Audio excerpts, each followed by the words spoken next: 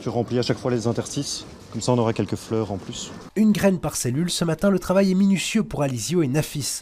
Des semis de courgettes pour le premier, de choux pour le deuxième, c'est un travail de grande précision. Il faut des minimum de concentration et bien voir à ce que les deux graines ne soient pas entrées tous dans le même trou. Cela fait plusieurs années qu'ils travaillent comme jardiniers chez Citeco, une entreprise de travail adapté. Depuis quelques mois, ils sont formés à l'agriculture. Aujourd'hui, c'est une étape importante de notre projet Les Maraîchers Urbains Extraordinaires. Donc, c'est l'étape des semis, c'est-à-dire qu'on sème en pépinière ce qui sera planté dans les terrains qu'on va transformer. Les terrains qu'ils vont transformer, il y en a 3 pour l'instant. L'un d'eux ici à Scarbeck, à l'ombre de la tour Brusilia.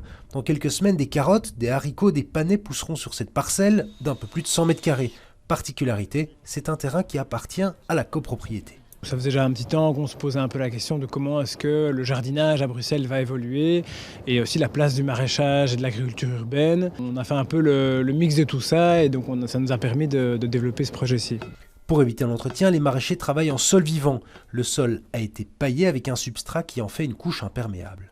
Pour laisser la nature travailler, donc les vers de terre vont retourner aérer le sol à notre place.